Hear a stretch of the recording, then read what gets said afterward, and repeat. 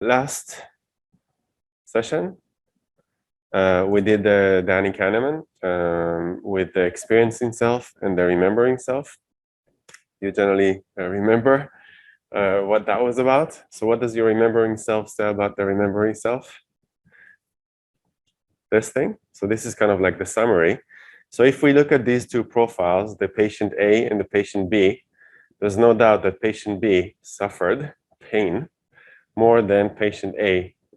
So the experiencing self, for the experiencing self, the patient B has experienced more pain than patient A. However, for the remembering self, it seems like patient A remembers the pain as much more stronger, as much more durable than patient B. So it does seem like the intensity of the last section means a lot.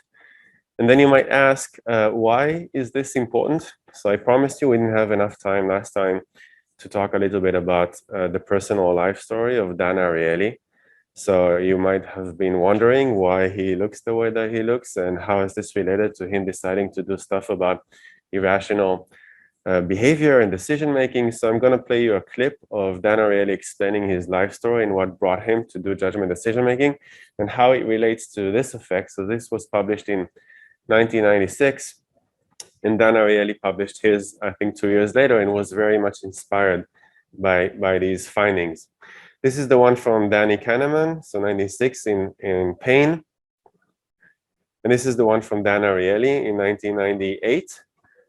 First, I'll show you the clip, and then I'll tell you what the conclusions are. I think he does a better job than I do in explaining his life story and how it relates to pain.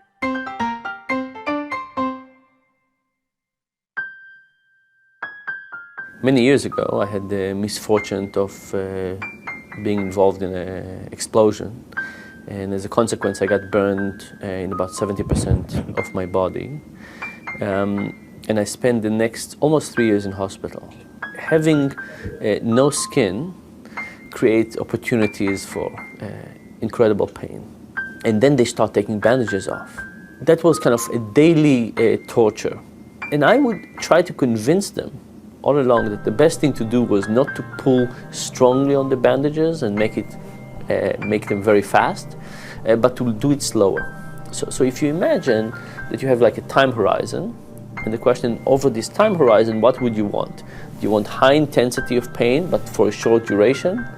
Or would you rather have a longer duration, but lower intensity, right? Do you want to pull the bandage slower, or do you want to rip them off fast, one after the other? And I felt that the better approach would be to have lower intensity and longer treatment. And they felt that I was wrong, that the right way to do is to hold the bandages and rip it off, and hold the next one and rip it off. And of course, they won. I mean, there was no, I was trying to convince them, but there was no way to discuss it with them. So the question basically is, if you think about the painful experience that you have to give a patient, the question is, can you manage it differently so that it creates less pain? And when I got out of the hospital, I started doing research on exactly this question. So I would bring people to the lab, and I would hurt them in different profiles. So I would give them pain that went from low to high, or from high to low. I would give them longer durations of pain at lower intensity, shorter pains at higher intensity, and so on. And after giving people these painful experiences, I would ask them, how painful was this on a scale from 0 to 100? Or I would give them two of those and say, which one would you rather experience next? Which one is less painful? It turned out that my intuition was correct as a patient, that it was better to have a lower intensity and longer treatment because we don't incorporate the duration as well into our estimations. If you take something and make it from 40 minutes to 80 minutes, it doesn't become twice as painful. But if you take something from one intensity to another intensity, you can easily make it twice. It's more painful in our memory. The nurses were really kind, amazing individuals. They really dedicated their life to the burn patients. I love them, and I think some of them loved me. At the same time, they were wrong, and they were inflicting too much pain on me, not because they were evil, but because they were just wrong. And the question is, how can somebody who works in a burn department for 15 years, doing this thing day in and day out, really not wanting to hurt their patient, how could they be wrong? How could it be that their understanding of the patient is not accurate. This realization of how the nurses were wrong made me want to explore other things that people are wrong at. Right? So medicine is one domain, but what about other domains that we might be wrong about? How we understand our eating habits and our preferences and the things we do and the decisions about savings and choices and what we like and what we don't like. And it basically opened a whole domain for me through actually studying cognitive psychology of trying to figure out what are these deeply held beliefs that people have that are actually wrong. So what I usually do these days is I look at my own behavior. I look at the behavior of my friends and family and people around me. I look at people on the street and I try to kind of observe and figure out what are people doing that I think is funny or ridiculous or wrong or irrational. And then I take that intuition into the lab and I say, well, is it really irrational or is it really not irrational? And what can we learn about this behavior and its causes? Yeah, it's really inspirational story. It's amazing how he's able to bring his life experiences into his research and what he's passionate about in life. So many times in psychology or in research in general, our research is me research. We want to research what it is that we care about, what it is that we do. So fascinating stuff. A lot of psychology research is really me research. In terms of the pain of what it is that we're experiencing in this course, so many times we see this big goal, so it seems like there's a lot going on and we don't know how to carry this. But then how it's going to feel in a few months, perhaps 1 month, it's going to feel a lot smaller. Then in the long term, it's going to be part of your heart, something that you'll carry as an experience, hopefully a meaningful experience. How did I measure the intensity of the workload in this class compared to a typical class? This is how I saw this. I don't know if this is equivalent to how you're experiencing this class. But typical class is like not much going on, but then midterm, and then not much going on, and then final. But here we were trying to structure this as if every week you have a task, not like full-blown exam or something that you really need to study the whole night before. Something that will keep you perhaps twice as much, but not as high, but like a longer duration. This is like what I had in mind, but I understand that some of you are kind of experiencing it slightly different, but at least I meant well. So my model was something like this: 40, 40, 50, 50, 40, 40, 50, 50, and a bit of 60, 60 at the end. But hopefully you remember this. Your remembering self would remember this course as being kind of like less intense than perhaps some of the, or less painful than the others. So I know maybe the experiencing stuff right now is saying, come on. But hopefully in a month or two, we'll have a talk about this class and you'll have a different experience. What did we do so far? So I gave this diagram, and last session we added a few things. So for example, in the cognitive blind spots, we added the change blindness, reference points. We talked about experiencing self, remembering self, duration, and intensity. And this is Dan Ariely, and pain is a good starter for a topic that I think is very important. Last time we had a little bit of a discussion of like what's happiness and what we should do in order to increase our happiness in the classroom. And we tend to think it's like the best way to increase our happiness is remove the third component, reduce the workload. Everything is going to make everything a lot happy if we just don't do much in this course. I'm going to offer an alternative narrative for you. So we're going to talk about what happiness is, how to increase our happiness, and we're going to do some me research for us to try and do some stuff on ourselves. I'm going to start with this. Has anybody ever seen this before? Do you know what this is? So it's these kids. They're kids in high school that were very worried about people in quarantine in Hong Kong, that they're feeling very isolated and lonely, especially in Hong Kong. It could be 3 weeks long that they're stuck in a room and they can't do anything. So these kids, if you send them an email, they send you for free use this email over here, qgamehongkong@gmail.com. They sent you this for free, and this is what you get. It's like conversation cards of Q special Hong Kong edition, and it gives you all these wonderful things. So they designed these kids. And at the back, it says, everything is going to be okay. I love this stuff. And it gives you how to create a bond and how to do a meaningful conversation. So generally, I love the concept of conversation cards. Whenever I ask people, do you want to do conversation cards? They're like, no. What do you want from us? Let's not do conversation cards. But unfortunately, we're here to learn about happiness. So we are going to use this wonderful initiative in order to study some happiness. So we're going to play a little bit of a game. So I picked some cards out of this wonderful initiative. And this is what we're going to do. We're going to spend like 5 minutes on this. And this is it's a small classroom and people disappear every week. So by now, I think many of you know one another. But I would please ask, I would give you a random card that you choose somebody that you least know, somebody that you haven't talked with much before.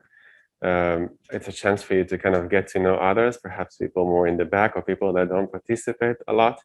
You can even reach out to your teaching assistants who are sitting here thinking that they're going to get away with this, but they're not. They are going to participate. And this is what I'm asking you. So you'll have some questions over here.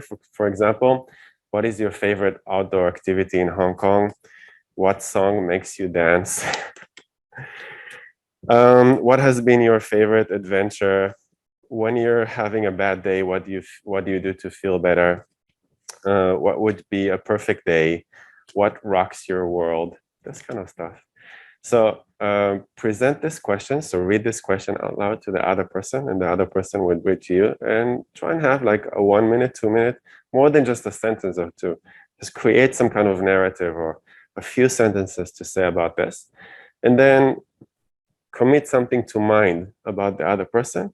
And then try and find something common between your answers, and maybe write this down for me about what you found about each other that's maybe in common for you too. Is the task clear? But and then what? Huh? And then after that, what happens? We're going to discuss the experience. Okay.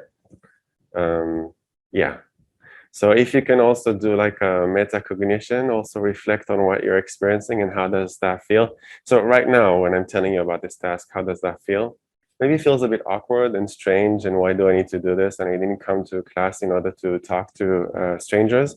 So I know this is awkward, but do this for me, 5 minutes, try and spend, and then we can reflect on what this means and what this kind of research on these kinds of activities actually shows. Ready for this? Okay. All right. So just gonna. There's one thing. If you don't like your question, you can change it with somebody else, but you do need to find somebody else and ask them to change the cards. Everybody's got a card? You've got your questions? All is good? Okay. Let's take 5 minutes and try and do this this task.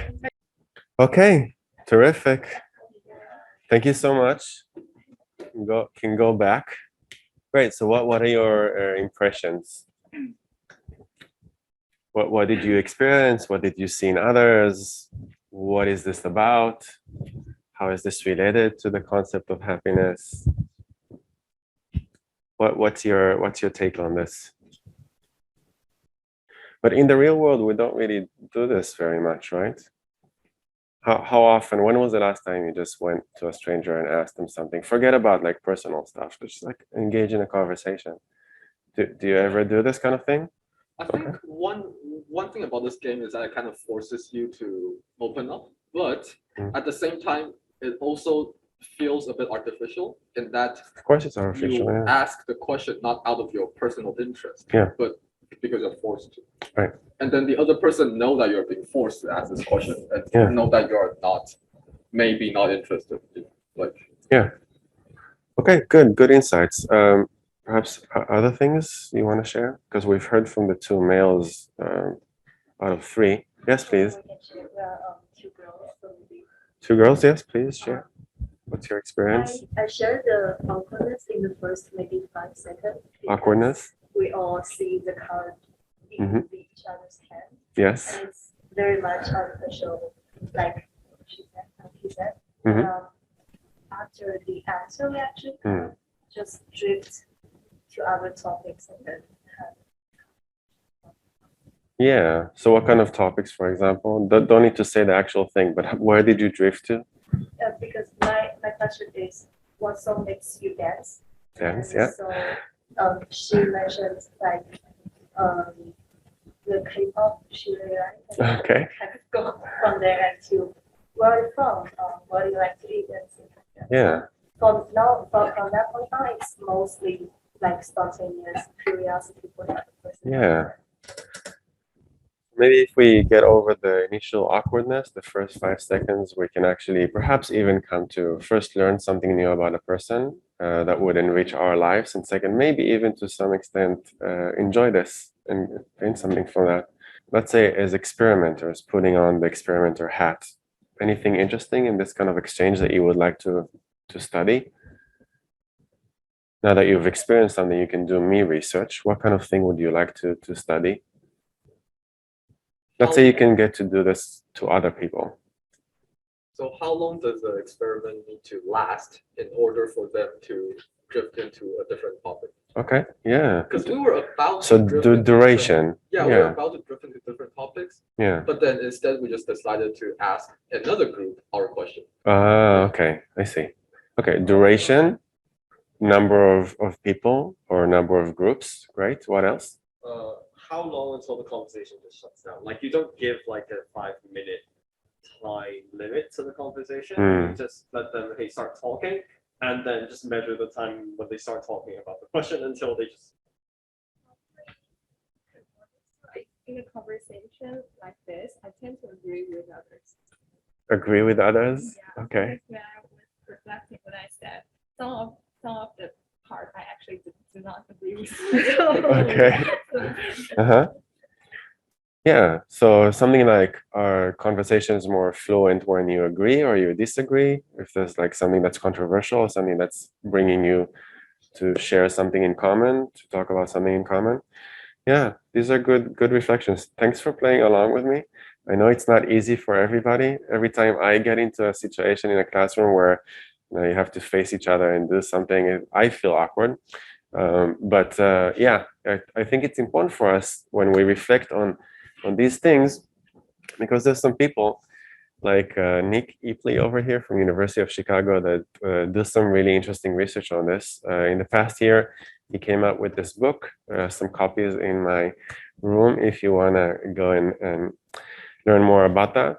And he studies all sorts of things about the way that we perceive others, what brings us together, how do we think about social interactions and all that, so why we misunderstand what others think, believe, feel, and want. I'm going to share a little bit with you when he reflects on his own research, and this kind of summarizes part of that book that talks about how we interact with strangers and how we mispredict how much we're going to suffer from or enjoy talking to people that we don't know.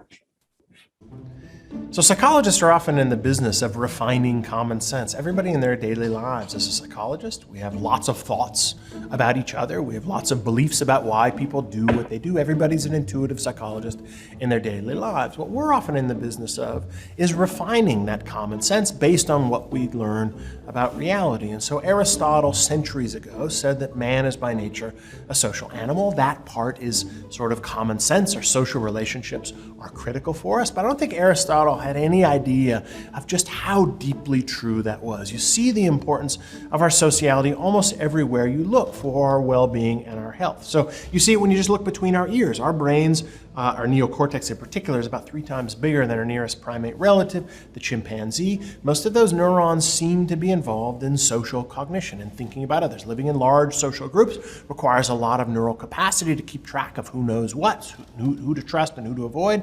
Our brains reflect the importance of those social connections. You also see the importance of sociality in our health. Loneliness turns out to be deadly for you, as big a risk factor for mortality as smoking 2 packs of cigarettes a day. It's a rather stunning result. Sociality is also critical for happiness. Everybody knows in some way how important quality social relationships are with others. Loneliness is a major determinant of unhappiness, much bigger, we find in some experiments, in fact, in some surveys, than money or lacking money is for happiness. Social relationships are critical for happiness and for well-being and health. And so the question that we're interested in is, if sociality is so good for us in lots of ways, so important for our well-being and for our health, are people doing it enough? Are people social enough in their everyday lives for their own well-being? If you look around in the world, in day-to-day life, you see lots of opportunities for social engagement that people aren't taking. Consider an experiment that we conducted a few years ago on the trains coming into Chicago from the south side, on buses in downtown Chicago, and also from cabs leaving Midway Airport. Every day I ride the train into Chicago, and every day I see exactly the same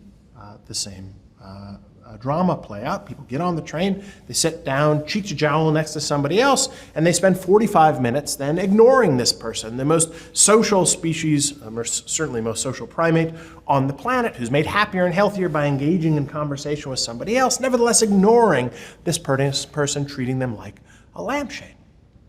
Why do people do that? Well, in some experiments that we conducted, we find that when we actually ask people to engage in a conversation with this person, try to connect with this person and get to know the person who sits down next to you today, we find that doing that actually made people happier, enjoy their commute more than when we randomly assign them to a condition where we ask them to keep to themselves, to remain in solitude and just focus on their day ahead.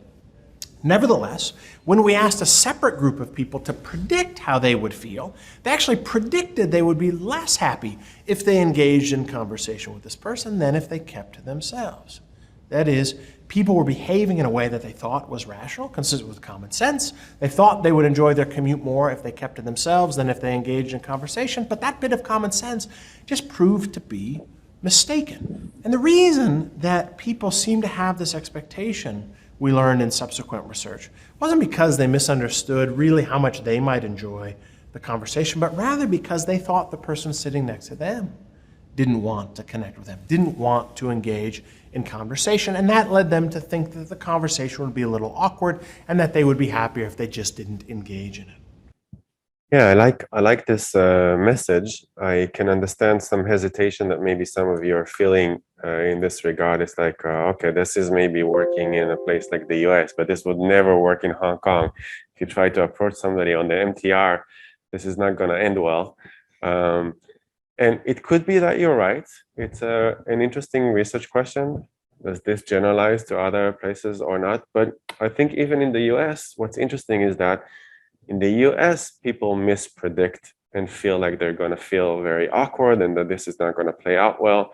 But then when they actually put in this kind of situation, on average, not everybody, but on average, they seem to experience some kind of happiness or at least some kind of interest or some kind of excitement that is better than just like sticking with yourself for 45 minutes on a commute on a train. So let's say maybe not every day talking to a stranger, but if every day across the entire year you sit with yourself for 45 minutes back and forth, at least have the possibility, the experience of talking to somebody. But we don't even consider this to be a possibility. So it's interesting in judgment decision making to try and understand, why does this misalignment between our prediction of pain or happiness and what actually happens when we put people in these kinds of situations. So it doesn't necessarily have to be talking to strangers. It could be about other experiences.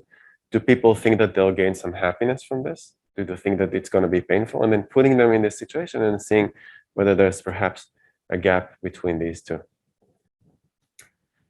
What's interesting is that Yale decided for the first time in a very long time that they're going to be doing an entire course just on happiness. And they chose Laurie Santos to give this course.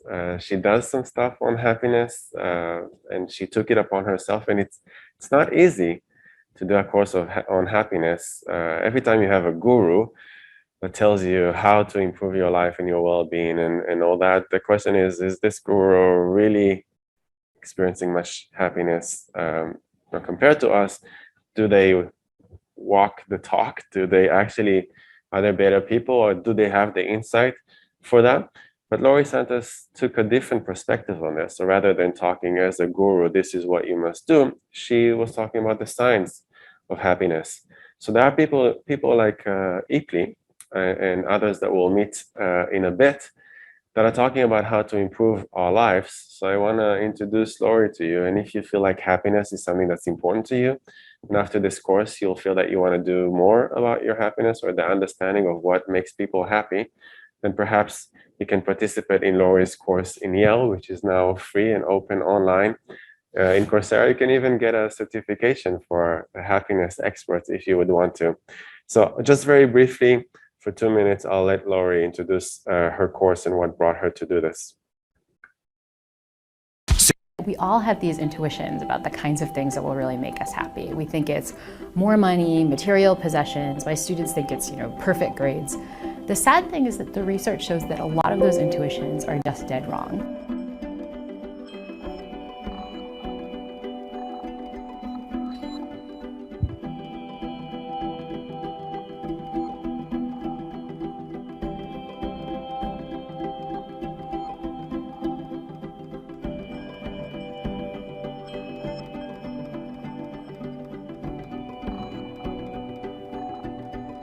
As a professor, I started to see on campus the mental health crisis that we hear so much about in the news, but I was really seeing it in the trenches. Students who were too depressed to function, or having panic attacks because they were waiting for their grades or worried about their internships. I just realized that students needed some help to navigate the kind of mental health challenges that they were facing, and I thought the science of psychology really could provide them with some help.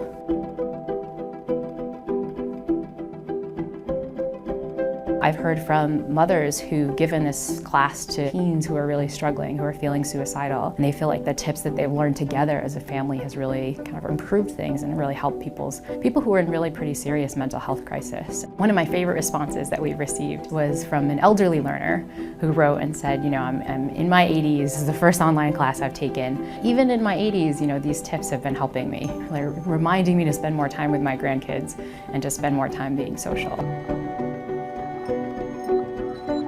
One of the most common critiques I get when I tell people I teach a class on the science of happiness is, wait, really? That's a science? I mean, when we think of happiness, we often think of something that's kind of ephemeral, or even hokey, or kind of, granola, hippy-dippy stuff. But what separates the platitudes from the scientific version of seeking happiness is the science part. Research shows the kinds of things we really can be doing. So this is 2018. This video was done, obviously 2020 was a horrible year for everybody around the world, but especially for us here in Hong Kong was not that easy. So I think something about happiness becomes even more urgent for us to at least talk about, like what makes us happy and kind of the struggles that we're having and the kind of things that we can do about these things. So I hope that I can offer you at least my perspective on some of the things from the judgment and decision-making perspective. Just very briefly, if you want, you can see this is the course. She actually put everything from Coursera up on YouTube, and you can see everything about savoring and gratitude, and what is a good job and what kind of job makes us happy. What is how does love relate to happiness? All sorts of annoying features like biases. She gives a bunch of things regarding the evidence that she considers to be reliable and the things that she holds dear. I feel like in the last 3-4 years, we've had some progress in the way that we evaluate this kind of evidence. So I'm going to show you some stuff about what we knew and what our updated understanding of this phenomena is. But I'll tell you what I think are like the top things in terms of the evidence on happiness as I know them right now, given replication prices and what has been replicated and what seems to be consistent and strong. And these seem like the top ones. Obviously, sleep. That seems to be really, really important. Another thing that we don't have enough of not just sleep here in Hong Kong, but we don't have enough work-life balance. We worry about our replications and extensions too much that we don't take the time to talk about perhaps anything else. But it really preoccupies us. Even for me, it's hard to disengage from what it is that I do. Of course, I worry about you. I worry about the course. I worry about how well you're going to do. I worry about the grander implications of what this course is about. I worry about my other things. There's some graduate students. There are grants to apply. There's research that I do. Can I help my colleagues? Can people learn R? Stuff like that. So I make sure that I have at least 2 days a week that I invest in myself. So work-life balance is really important. I have to say that I was very bad at this in Israel. I was especially bad at this in the US. But the Dutch, I did a postdoc in the Netherlands, and they've taught me the importance of work-life balance and that you can be very impactful and prolific while maintaining the 10 to 4 with a 1 hour break in between. So 10 a.m.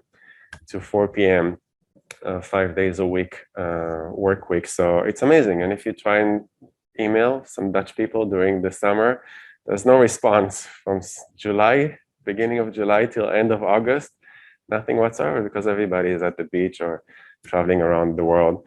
And I think increasingly the world is moving in that direction. So work-life balance, for sure, is something that's very important for your happiness. So I would make that a priority. Making it easy for you to choose well. So how you self-nudge. We're going to do something about nudging in next week. How to arrange your life so that the good choices are the easy choices. So removing friction so that you'll make the right choices. So for example, if you want to eat healthier, so making sure that the healthy food is more approachable, available to you. Connecting to others. I know that some people are more introverted than extroverted, and then all sorts of cultural aspects to it, but generally connection with others who we feel that we can communicate with. Money, we're going to talk about money. There's all sorts of things that we need a bit more evidence about. Talking to strangers, I agree that it's dependent on the context. Spending money on others, we're going to touch about this. Laurie talks a lot about mindfulness and meditation. I feel like the evidence over there is kind of like remains to be seen. But at least from my perspective, focus on sleep, work-life balance, and self-nudging, connecting to others.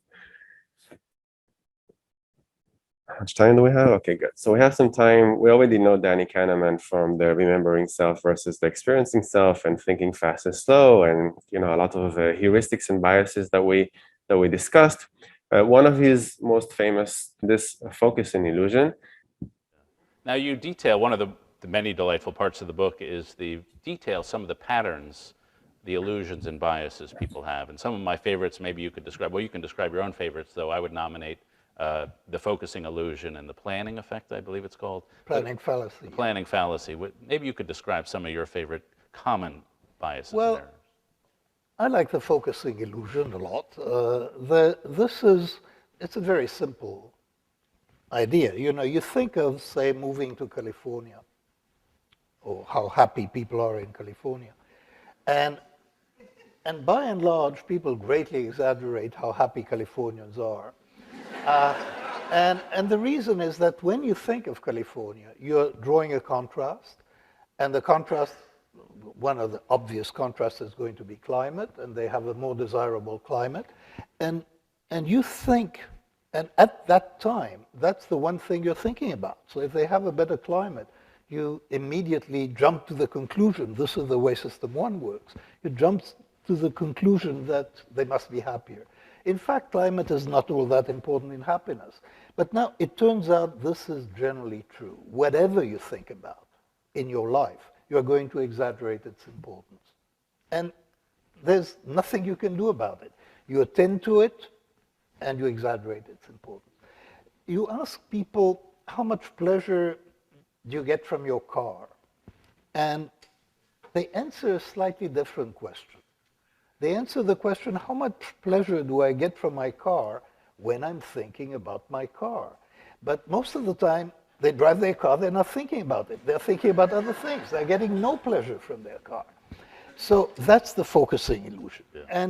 And it's important because I think it's a source of many mistakes that people make in thinking about their life and in thinking about how their life could be different. So really an interesting phenomenon that whatever it is that you focus on seems to be very important for you in your life, but actually maybe not that important.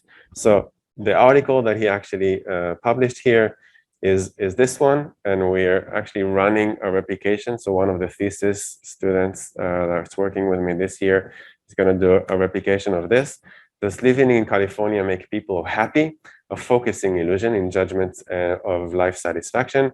Self-reported overall life satisfaction was the same in both regions, looking at the Midwest and Southern California, even though most people really thought that there's going to be a difference between them. But participants rated the similar other expected Californians to be much more satisfied than Midwesterners.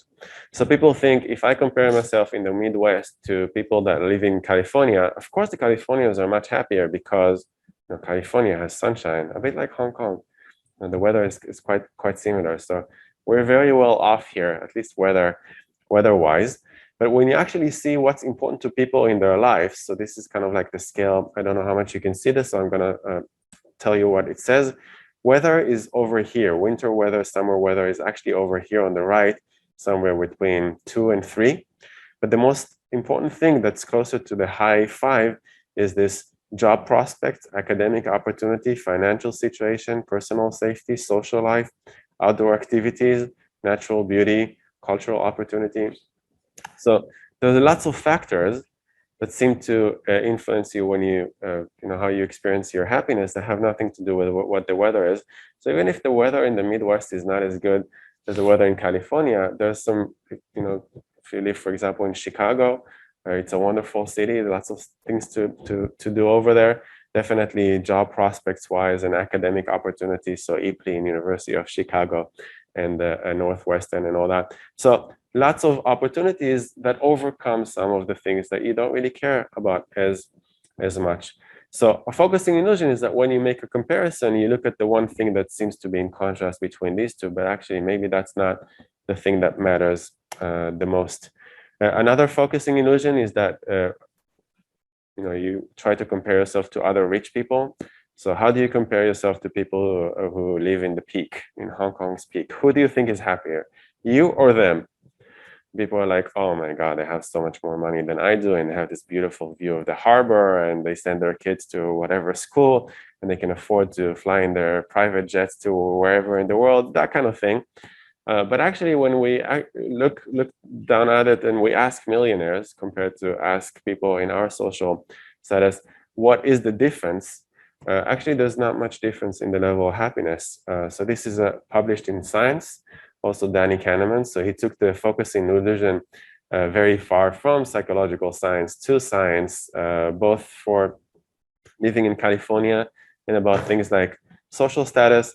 So would you be happier if you were richer? A focusing illusion. The belief that high income is associated with good mood is widespread, but mostly illusory. So it's an illusion. So we argue that people exaggerate the contribution of income to happiness because they focus in part on the conventional achievements when evaluating their lives or the lives of others. Looking at wealth, for example, there is a difference between, let's say, lower class and middle class. So there is an incline in happiness because you want to have like the basics, but most of us in Hong Kong are middle class. We're very well off compared to, let's say, developing countries and all that. So starting from a certain level, which most of us in Hong Kong have reached, the increase in happiness does not go up by much with the increase in income. This is an example of, after Danny Kahneman and many other people published this. These are slides, by the way, from Ashley. We're going to meet Ashley very soon. She does a wonderful job of talking about the importance of time and money to happiness. So after Kahneman, every time Kahneman comes out with a paper, there's somebody who comes and says, Danny said this, but then I found that. So for example, just recently in 2020, this paper came out in PNAS, so big paper, big journal, and this is what they showed. So experienced well-being rises with income even above 75,000 per year. And this is the evidence that they gave. This is a published paper.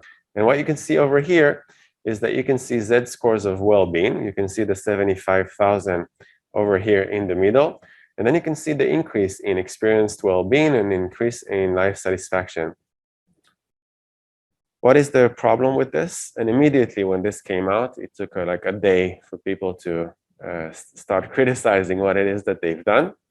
So it's interesting because what they did over here is that they drew on almost 2 million, so 1,700,000 experience sampling reports from 33,000 employed US adults. What is the problem when you have these kinds of samples? Confounding variables, that's always a problem. But especially here, let's say that there are no confounding variables. The problem with these kinds of things is that when you have a sample of millions, it doesn't matter what correlation you're going to plot, it's going to come out significant because p-values are very, very sensitive to sample size.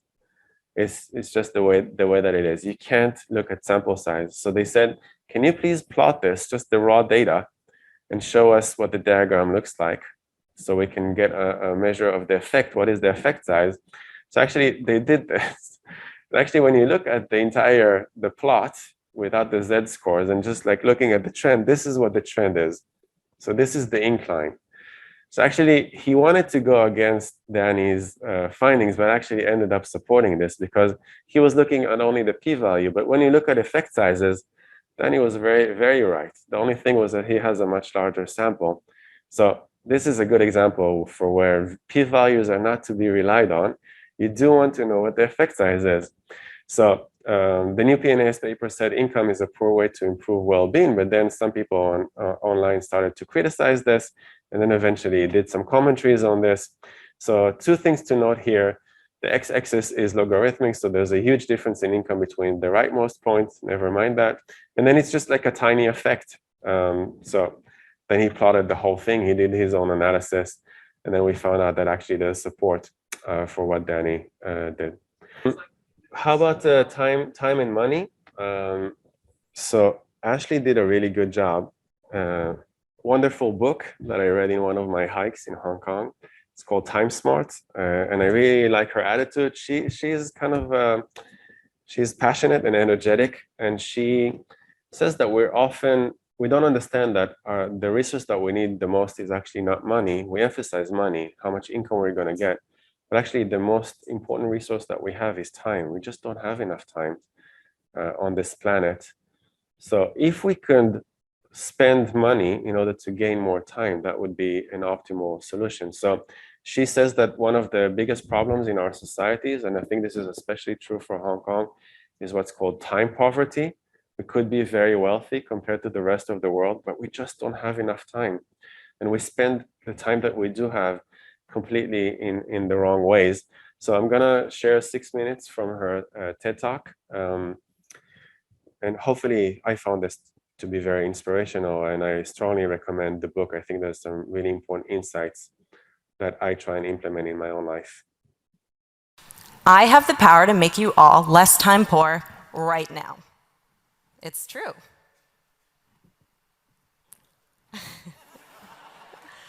I could leave the stage and give you 4.75 minutes back.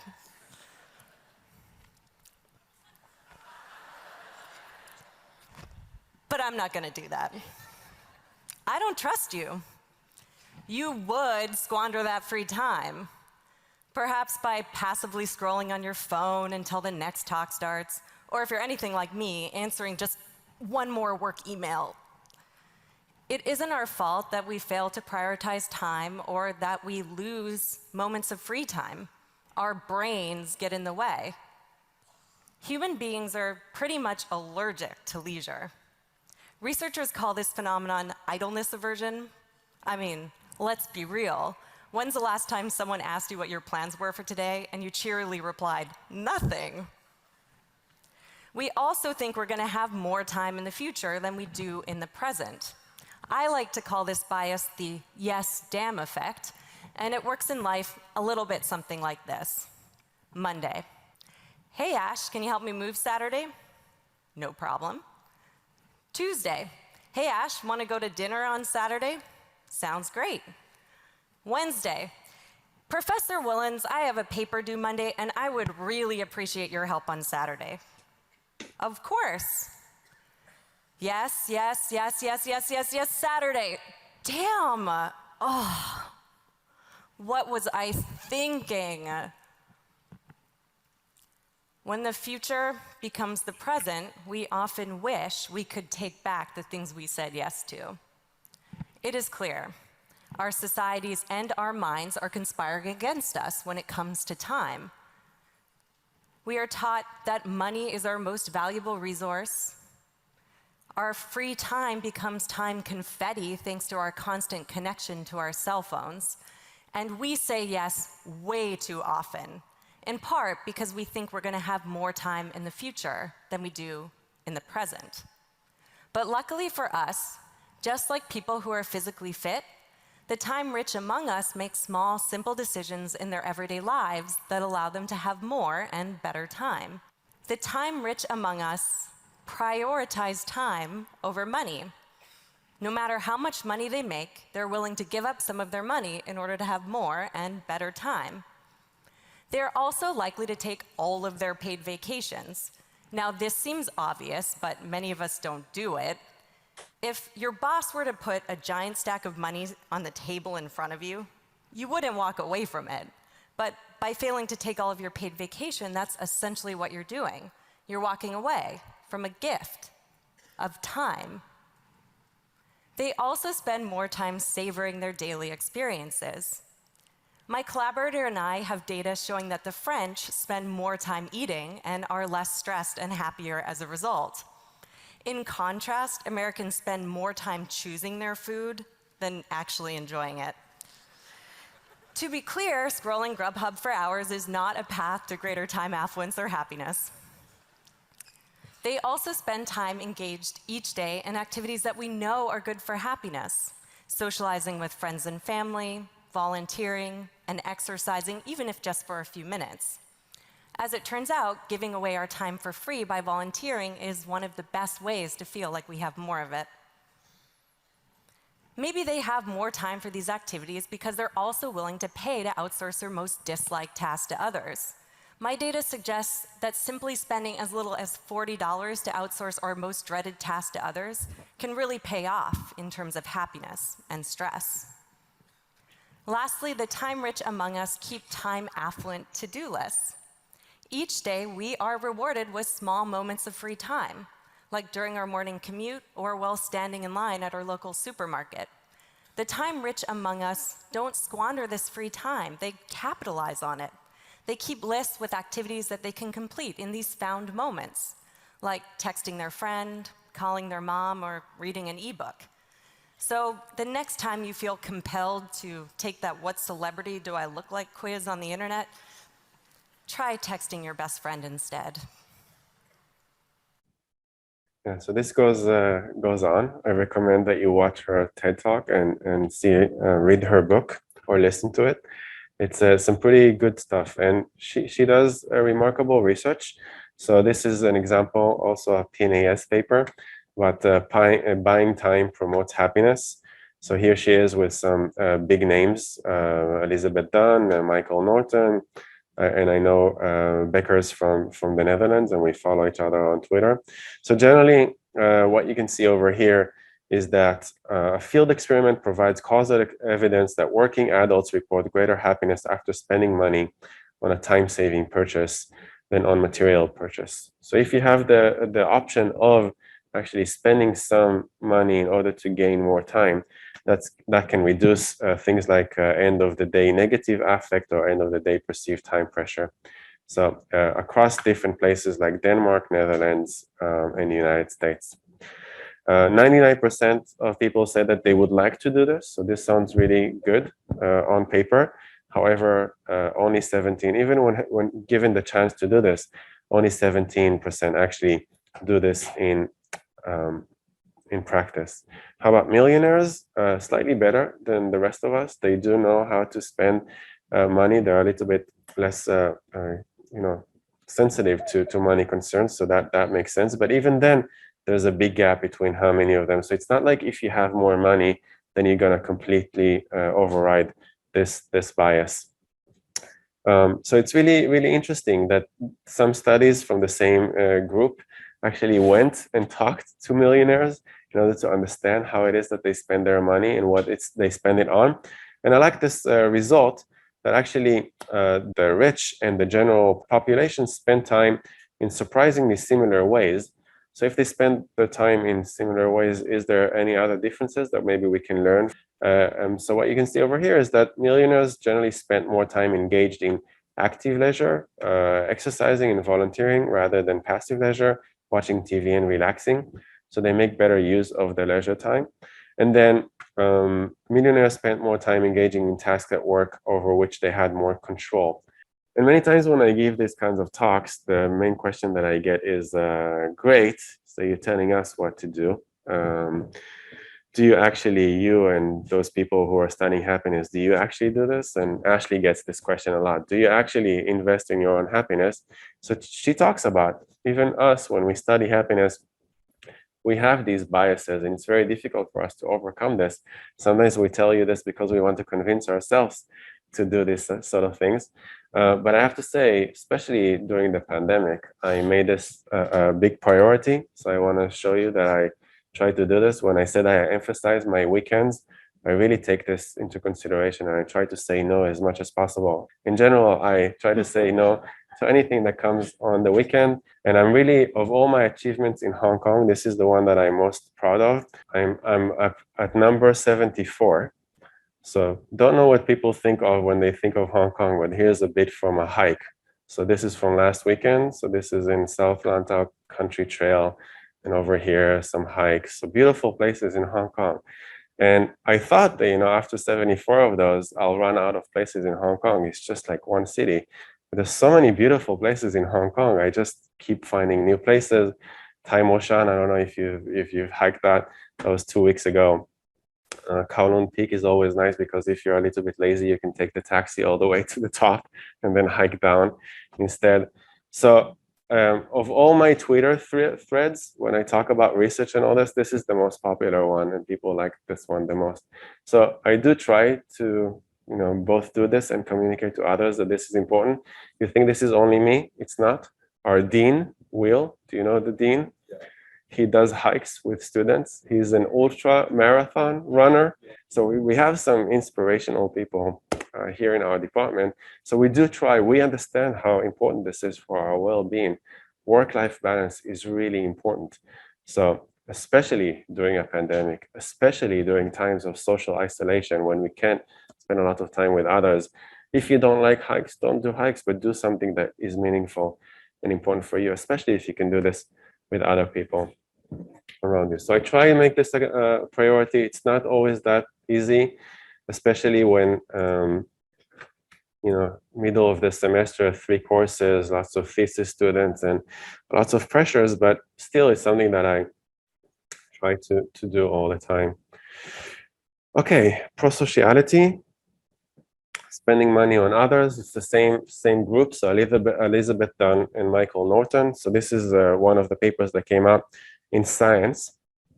It was a big finding back in 2008. So before the replication crisis thing. So although much research has examined the effect of income on happiness, which suggests that how people spend their money may be at least as important as how much money they earn. So they were suggesting that if you spend more money on others, this is going to make you happier. But replication crisis, we know how important replications are, and there's not enough people who published in places like Science who are willing to revisit their work, which is why I really appreciate this group for running their own replication. So actually, you can see the same names. So Elizabeth Dunn and Michael Norton actually did and published this in another big journal, so JPSP, and revisiting their own work and coming to the conclusion that actually their previous findings will not be as strong and as consistent as the previous ones. So what they show over here is that actually some of this works with the slightly weaker effect size, but some things actually don't work, which is why it shows the importance of us doing replications and the original authors doing replications. So even if you read something from Science in 2008 and you're thinking, now I know how to promote my happiness, perhaps go into the details, look up some replication with pre-registrations and everything open and shared in order to make sure that the findings are as expected. And it's always good to check a meta-analysis. So this is a fairly recent one that's looked at the entire literature, so not just one science paper, looked at the entire literature. And there seems to be some effect with some moderators. So it does seem like there's a connection between how pro-social you are and how happy you are, but it's not this big science effect that we expected from 2008. But there are some things that can make this stronger or weaker. So if that's something that's interesting to you, you can look into this. How about harm and pain towards others? Here's Molly Crockett. She's also a big name, and I really like it that as a psychologist, she went to the World Economic Forum in order to talk to people, the decision makers, about how they should think about stuff like that. So I'm going to show you the video. Let me just think. Do we want to do something? Yeah, let's do this. Very interesting, and she's a neuroscientist, so she does some interesting stuff because of brain patterns. Yeah.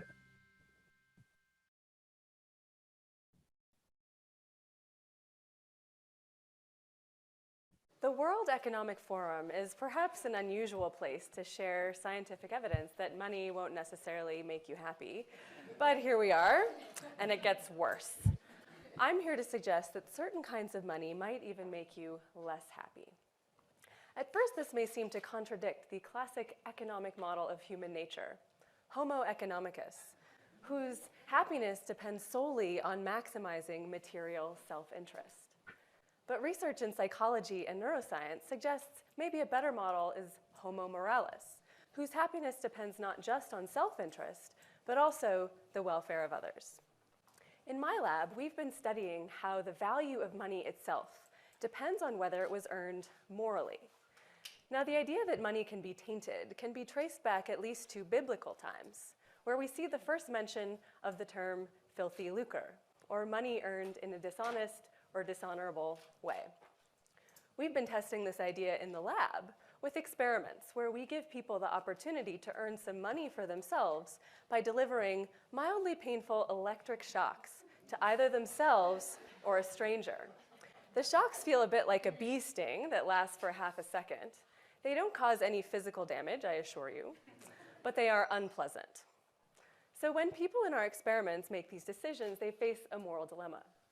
Now, crucially, the decisions are totally private and unobserved. So we might expect people to be pretty selfish in this situation because there are no extrinsic incentives, like fear of judgment or punishment, to prevent someone from shocking a stranger for money. In these studies, we observe a wide range of behaviors. We see people who refuse to deliver a single shock to another person in exchange for even $30. We also see people who will deliver 20 painful shocks to another person in exchange for just 10 cents. What's especially interesting, though, is to compare the average price per shock for a stranger versus oneself. And we see ill-gotten gains are less valuable than money earned decently. On average, people require about twice as much money to shock a stranger than themselves. Now, you might be wondering at this point, if ill-gotten gains are truly less valuable, how can we explain corruption? We're curious about the same thing. And we have a hunch that if people believe or can convince themselves that the money goes to a good cause, this might restore the value of an ill-gotten gain. To test this in some preliminary studies, we added a twist to our experiment.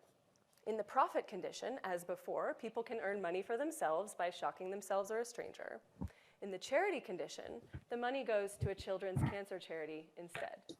The differences between these conditions were quite striking.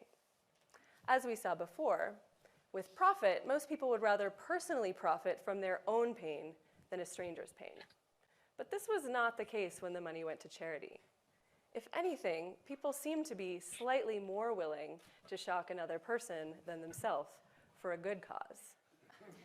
What this suggests is that the value of money depends not just on its moral consequences, it also might depend on the stories we can tell about our choices. It's pretty difficult to justify hurting a stranger for your own personal profit, but it's for the greater good. This might counteract the corruption of value.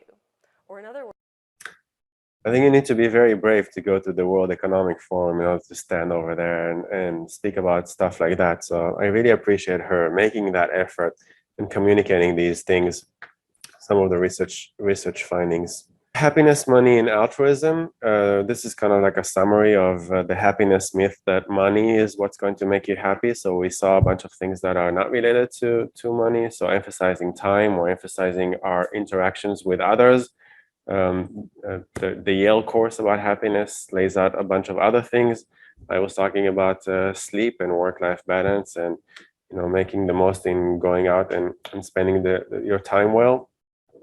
All sorts of things about life satisfaction. So many people think if I do a certain thing, then that will make me happy for the rest of my life. So there's this ideal that if we get married, then perhaps the Hollywood story is that this is going to make us happier for life. And here you can see kind of like the pattern.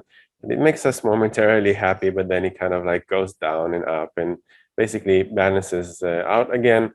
In the last session, we saw that there's all sorts of things about how traumatic life events are going to influence you. Other happiness myths that the good grades are going to make you happy. I think from my own experience and the science on this is definitely not the case. There's all sorts of other things that can happen to you in the classroom that I think are much more meaningful and better for your happiness long term. Good job maybe, but then it depends on all sorts of other things. But stuff that we usually don't think about in terms of our interactions with other, kindness, compassion, spending money on others on some circumstances. I like this. There's all sorts of references here on the right that you can click if you want to know a bit more about that. Looking at all the subjective well-being around the world, what are the trends and the predictors? So it seems like the difference between having something, which is 1, and not having something, 0, doesn't seem to be affected much by marriage. It's about the same. There's a little bit of a decline over here with the absence, but not so much. Employment seems to be a big predictor of well-being. Prosociality to some extent, life meaning. So finding something in your life that is meaningful, finding a job that is meaningful, finding others who bring meaning into your life, doing something in your free time that is meaningful for you seems to contribute a lot to happiness. So I like this study very, very much. It summarizes both survey designs, and there's some experimental stuff to follow up on that.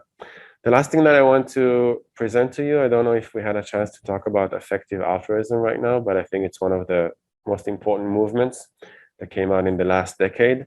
A revolution, I think. So Peter Singer, who used to go around talking about effective altruism, has been trying to do this for 30 years, but only in the last 10 years, people like yourself, students, very young in age and very passionate, have built the platforms and created a movement, a grassroots movement, to create a real change. Effective altruism basically says there's a way to measure the kind of good that you can do in the world. There's a way for us to help you do good in the world. And it's not as obvious as you think. It's not like if you stop your studies now and go and volunteer in developing countries, this is what's going to bring the most good. They do all sorts of analysis, like saying if you contribute to this nonprofit, then this is going to create this kind of good, save these kinds of lives, or even in terms of the kind of job that you want to pursue. So actually pursuing the kinds of jobs that you want. If you want to be a banker or a finance person, that's completely okay. You can go and do that, because if you contribute 10% of your money to donations, then actually you can finance a lot more people to go and volunteer and sustain their salaries to be in developing countries. So they try and guide people to how to make the most of their time, their career, their money to bring the most good in the world. And they have pledged, Peter Singer and many others, at the very least 10% of their salaries. Some of them say anything about $18,000 a year, $18,000 a year I give to charity. I only need the kind of money that I have. And together as a group, they're having billions in contribution, both from individuals, middle class like me and you, or billionaires like Warren Buffett that has pledged to contribute all of or most of his wealth when he passes away. So here he is on effective altruism. And why do you want to be an effective altruism? Of course, there's the moral obligation, but there's one more thing that you should consider, and this has to do with your own happiness. My final question is, some people will think it's a burden to give. I don't really believe it is. I've enjoyed giving all of my life since I was a graduate student. It's been something fulfilling to me. Charlie Bressler said to me that he's not an altruist. He thinks that the life he's saving is his own. And Holly Morgan told me that she used to battle depression until she got involved with effective altruism, and now is one of the happiest people she knows. I think one of the reasons for this is that being an effective altruist helps to overcome what I call the Sisyphus problem. Here's Sisyphus as portrayed by Titian, condemned by the gods to push a huge boulder up to the top of the hill. Just as he gets there, the effort becomes too much. The boulder escapes, rolls all the way down the hill. He has to trudge back down to push it up again, and the same thing happens again and again for all eternity. Does that remind you of a consumer lifestyle where you work hard to get money, you spend that money on consumer goods, which you hope you'll enjoy using, but then the money's gone, you have to work hard to get more, spend more, and to maintain the same level of happiness. It's kind of a hedonic treadmill. You never get off, and you never really feel satisfied. Becoming an effective altruist gives you that meaning and fulfillment. It enables you to have a solid basis for self-esteem on which you can feel your life was really worth living. I'm going to conclude by telling you about an email that I received while I was writing this letter, this talk, just a month or so ago, from a man named Chris Croy, who I'd never heard of. This is a picture of him, showing him recovering from surgery. Why was he recovering from surgery? The email began, "Last Tuesday, I anonymously donated my right kidney to a stranger. That started a kidney chain which enabled 4 people to receive kidneys." There's about 100 people each year in the US and more in other countries who do that. I was pleased to read it. Chris went on to say that he'd been influenced by my writings in what he did. Well, I have to admit I'm also somewhat embarrassed by that because I still have 2 kidneys. But Chris went on to say that he didn't think that what he'd done was all that amazing because he calculated that the number of life years that he had added to people, the extension of life, was about the same that you could achieve if you gave $5,000 to the Against Malaria Foundation. And that did make me feel a little bit better because I have given more than $5,000 to the Against Malaria Foundation and to various other effective charities. So if you're feeling bad because you still have 2 kidneys as well, there's a way for you to get off the hook. Thank you. It's an inspiring talk. We don't have time to watch the whole thing, but effective altruism is really something you should look into if you care about bringing good into this world, and if you care about your own happiness. Meaning in life is something that brings you happiness, and I think this conclusion of that talk, that being an effective altruist is going to bring meaning to your life, is something that you should really consider. Any questions that you have, welcome to communicate with me on Slack. I'll see you next week.